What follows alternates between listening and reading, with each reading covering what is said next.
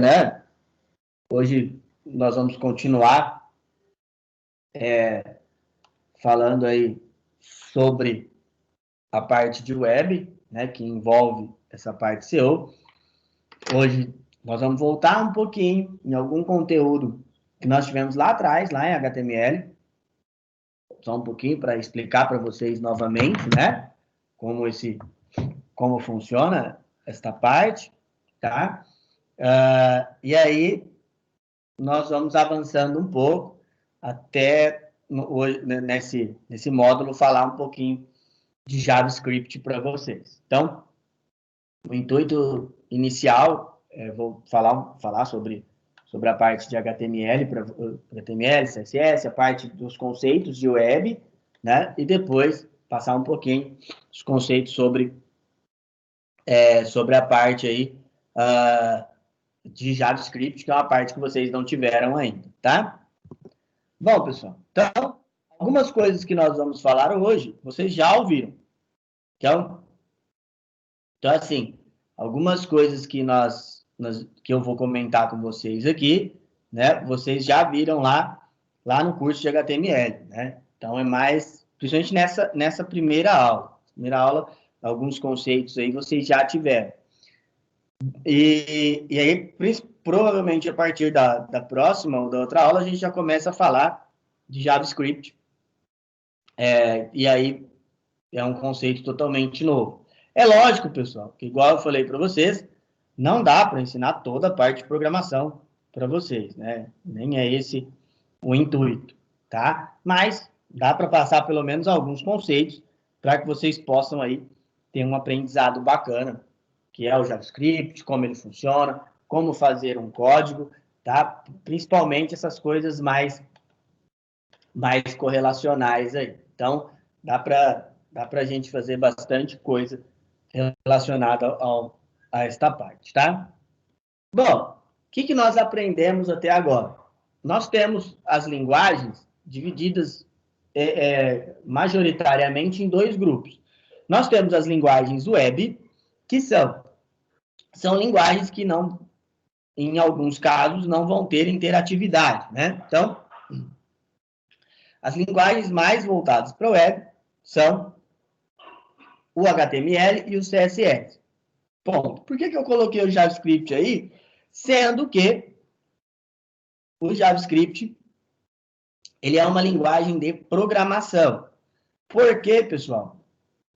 Apesar, igual eu falei, do JavaScript ser uma linguagem de programação, ele é muito usado no conteúdo de web.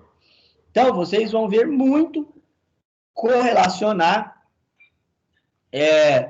o JavaScript ao conteúdo de web, apesar de que ele não é usado só para isso, tá? Por exemplo, o mercado de jogos usa o JavaScript, né? Você pode fazer jogos e utilizar o JavaScript na programação dos seus jogos, é um dos exemplos, tá bom? Então, existem vários exemplos aí de onde nós podemos usar essas linguagens, tá? E as linguagens de programação são todas aquelas que têm um conteúdo de interatividade, tá? Então, ela vai te causar um retorno. Como assim causar um retorno? Ela vai trazer um retorno para vocês, né? Então, por exemplo, quando você pega uma linguagem de programação, você vai estar fazendo uma pergunta e vai obter uma resposta. Então, você vai lá e pega, por exemplo, o Java, que é uma linguagem bem voltada, né, para esse tipo de ambientação.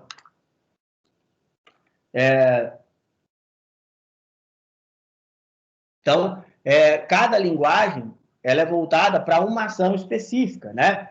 Igual eu falei, por exemplo, hoje ainda usa-se muito Java por causa do Android.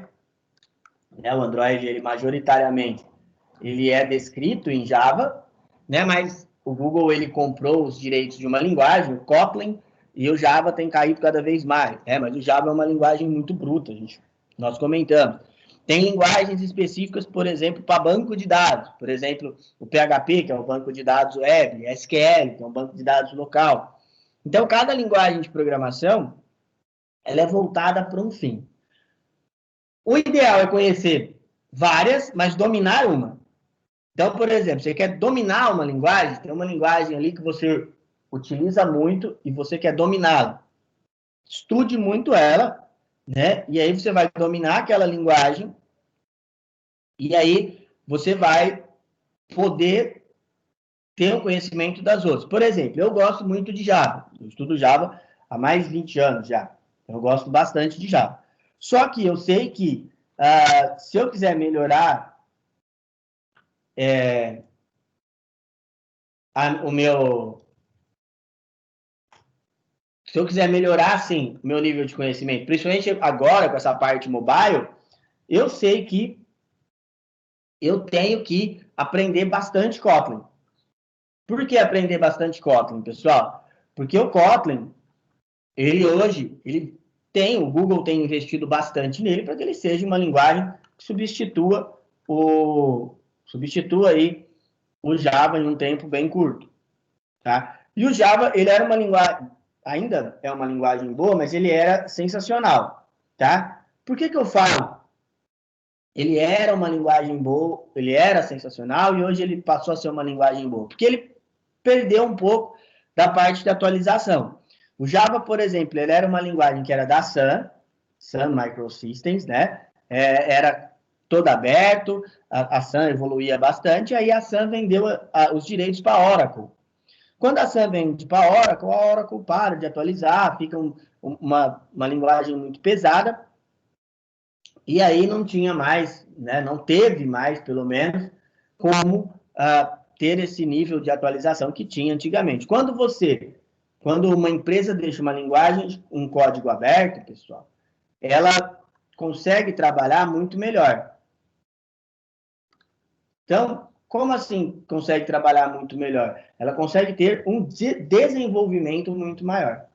Então, consegue-se aí ter um desenvolvimento muito maior quando você deixa uma linguagem em código aberto. Quando fecha-se essa linguagem, igual foi o caso do Java, né? O pessoal do desenvolvimento vai procurar outros tipos de linguagem para serem melhorados, tá? Bom, e uma das coisas que a gente já comentou, que eu já comentei com vocês aí, foi sobre a questão da arquitetura cliente-servidor. O que é, primeiro, essa arquitetura, pessoal? Primeiro, cliente. No caso de web, é sempre a sua máquina. Então, sempre a sua máquina ela vai ser a cliente. Tá? Então, sempre o cliente vai ser quem vai receber. Tá? Quem vai receber a informação. E o servidor é quem vai te encaminhar. Quando você cria uma página, você está criando um arquivo. Esse arquivo ele vai para uma máquina normal, vai para um computador mesmo. Na verdade, não é um computador comum, é um supercomputador, mas ele vai para uma máquina, tá? Então, não pode se esquecer disso aí. E essa arquitetura ela vai fazer isso, você vai enviar esse arquivo para um lugar, tá? E aí esse arquivo vai retornar. Você vai fazer o pedido e vai te retornar esse arquivo que você quer abrir. Por exemplo, quando você digita lá, vamos supor, você pega o seu computador ou você pega o seu smartphone e você digita lá, www.microcanto.com.br. Você abriu o seu navegador e digitou lá. Seu navegador, primeiro, ele vai ter que estar conectado à internet. Né? Ele vai ter que ter uma conexão ativa, né? Para você poder acessar, né? Bom, ele vai buscar onde está essa página. Toda página da internet, pessoal, ela é um número. Então, ela tem uma numeração. Isso nós chamamos de DNS. Tem um servidor que chama DNS, ele está lá na internet. Ele pega esse número e transforma em um nome. Por que transforma em um nome? Porque fica mais fácil. Fica bem mais fácil de você acessar por um nome do que se você tivesse que decorar o IP de todas as páginas possíveis. Já imaginou, por exemplo, você não teria que decorar só o IP das páginas, você teria que decorar também das subpáginas, né? Por exemplo, você entrou lá, www.microcamp.com.br/cursos. Seria um IP também, é um IP também, né? Então o DNS facilita isso para nós, tá? Achou a página lá no servidor, ela vai estar num arquivo, ele vai retornar para o seu navegador e vai exibir lá para você. Então, o caminho é sempre esse. Seja do que for, pessoal. Seja de uma página comum na internet, seja apenas do seu jogo, seja do seu YouTube. O YouTube também, apesar do Google não ser tão simples assim, não ter um servidorzinho, o Google tem vários, né? Eles trabalham em série. Aliás, até aqui no Brasil tinha um servidor e depois teve um problema numa lei de acesso aos dados, o Google tirou o servidor que tinha daqui. Mas até isso, até quando você vai ver um vídeo, é o mesmo sentido. Esse vídeo vai estar localmente armazenado em algum lugar. O Google tem um pouquinho, ele trabalha um pouquinho diferente.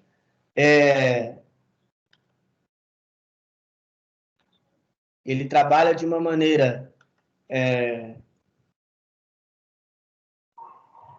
Ele trabalha com uma configuração que chama Hot Swap, e essa swap, ela faz com que você não precise tanto, não precise ficar com os arquivos, então os arquivos ficam girando, e aí você economiza armazenamento. É bem interessante esse tipo de ação do Google.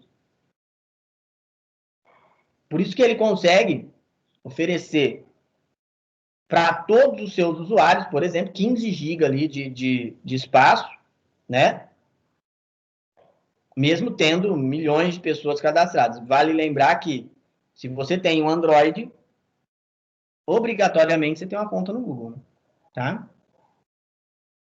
Bom, galera, vamos para o nosso primeiro exercício aí. Escrevam o que vocês entenderam, por favor. Vai lá, pessoal.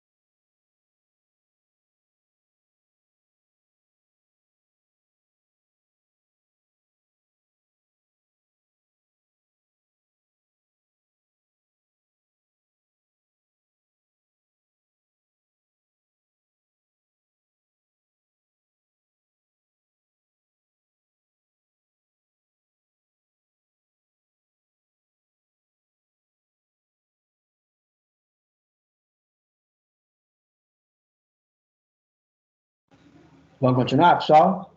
Já deu tempo aí, né? Bom, galerinha, e aí, nós já fizemos também a analogia de como funciona um website, né? Como é que ele funciona?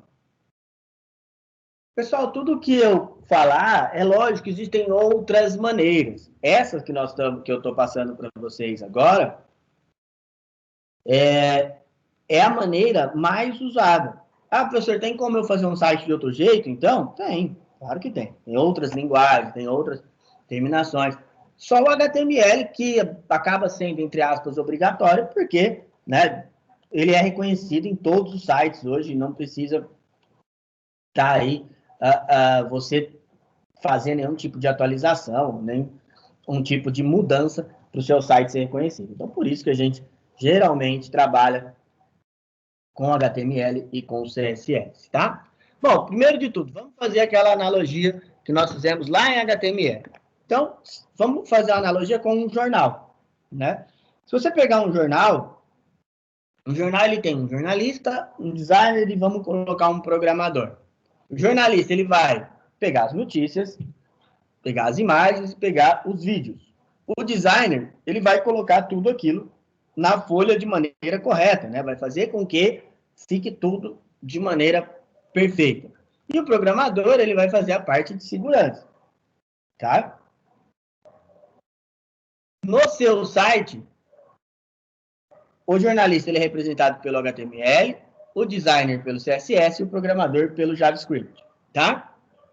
O que isso, por fim, quer dizer, pessoal? Isso quer dizer que é o seguinte, o HTML, que a gente não pode esquecer nunca, o HTML vai fazer toda a parte estrutural do seu site. Se você abrir um site e for lá nas propriedades dele, é muito difícil que esse site não tenha os códigos ali no HTML. Então, é muito difícil isso aí, que isso aconteça, tá? Do mesmo jeito que é muito difícil não ter o CSS. Pelo menos o HTML e o CSS vai ter que ter. Por quê, pessoal? Porque dá para fazer um site inteiro em HTML? Até dá, mas não vai ficar um site bacana. Dá para fazer um site só em CSS? Aí não. Aí o CSS ele não salva na extensão HTML. Você precisa, pelo menos, ter a estrutura básica do HTML lá dentro. Mas, pelo menos, esses dois, você necessita ter. Vamos supor que eu vou criar um site institucional ou um site meu, de um currículo meu, de uma coisa que não vai haver retorno. Eu não vou colher informações de ninguém, eu não vou fazer nenhum tipo de ação, não vou colocar um banner com alguma animação. Eu posso simplesmente fazer em HTML e CSS e o site vai ficar ótimo, tá?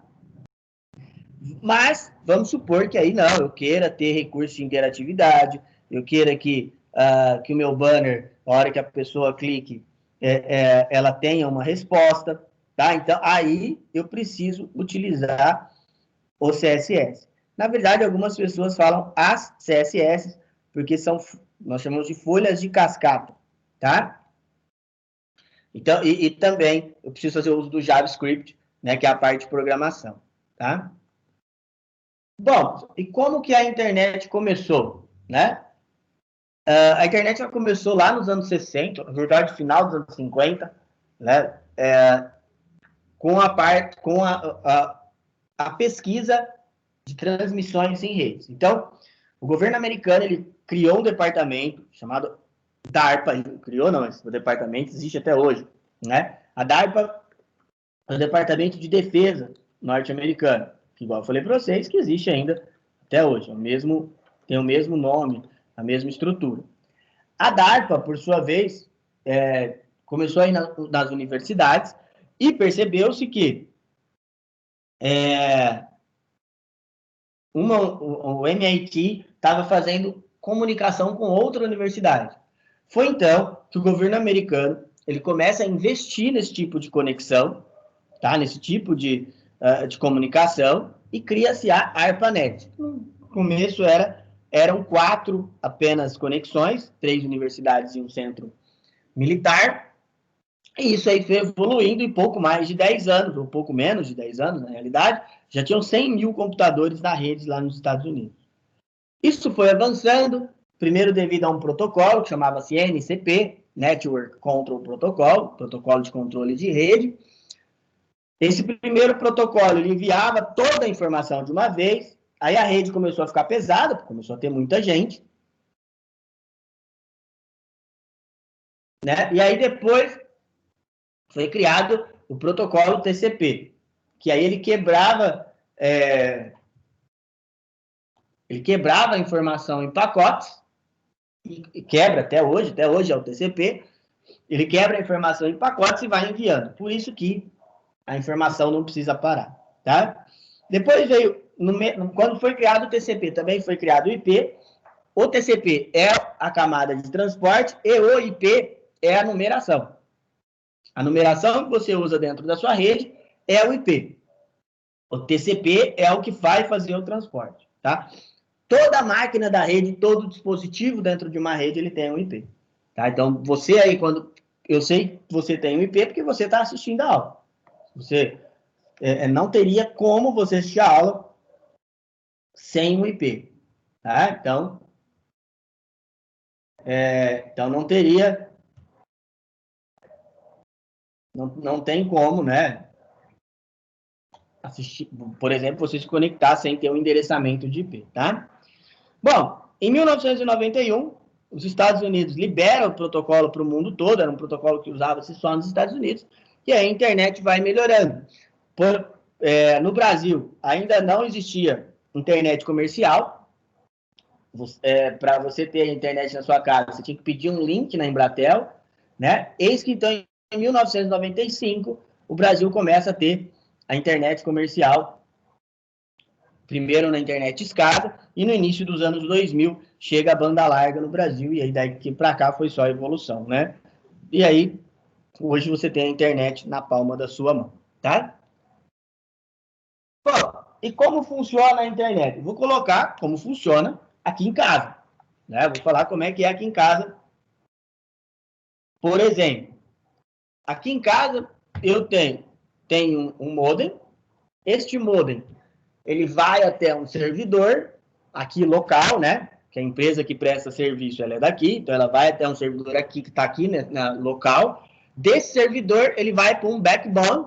Primeiro nós temos um em São Paulo, depois vai para o backbone do país e aí vai procurar. É um caminho que parece ser longo, mas é muito rápido, tá, gente? Então, a minha máquina, meu dispositivo, ele conecta-se no meu roteador no meu modem no meu provedor no backbone nosso estadual vai para o backbone nacional e aí de lá vai para a rede, tá? E como surgiu o HTML, né, gente? Como é que ele surgiu para nós?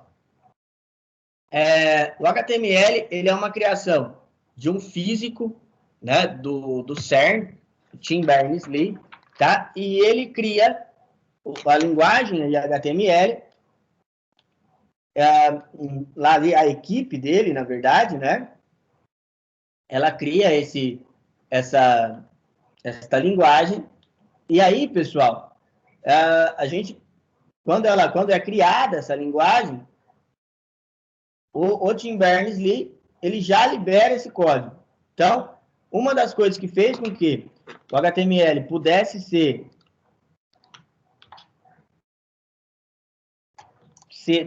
conseguir atualizar dessa maneira toda, foi o fato de que ele é um código aberto.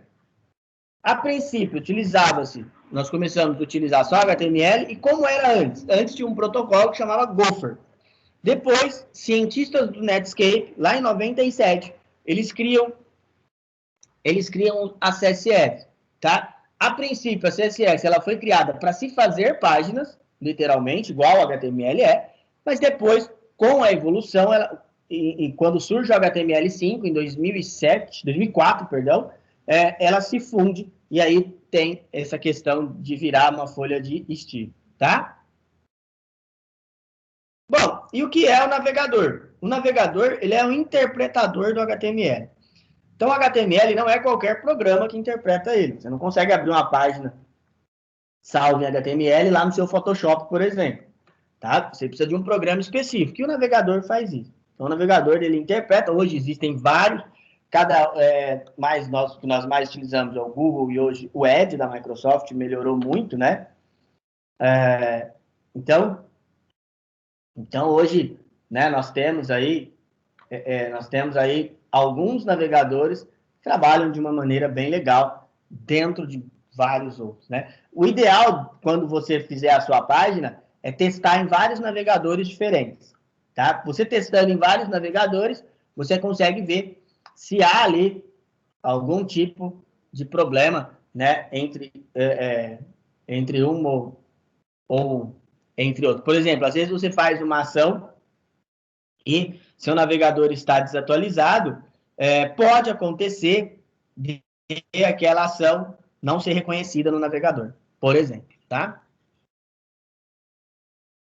E como o HTML e CSS evoluíram até hoje, né? Igual eu falei, até a versão 4 do HTML, HTML e CSS trabalhavam em separados, tá?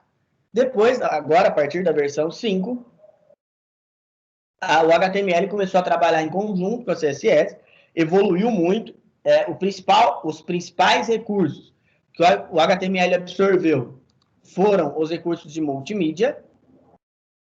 Então, tendo recursos de multimídia, né, você consegue ter cada vez mais interatividade e consegue ter páginas cada vez melhores, né? É bem interessante ter esse tipo de página. Bom, pessoal, vamos para o nosso segundo exercício de hoje. Vai lá, galera.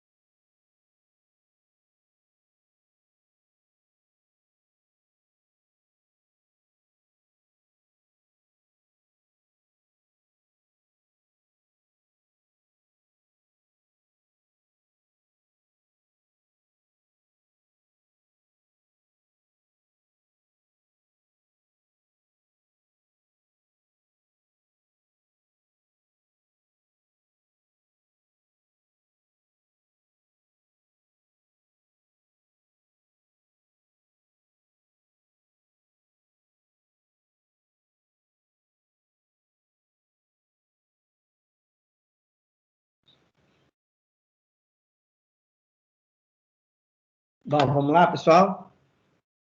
Então, pessoal, alguém tem alguma dúvida? Ou por enquanto está tranquilo?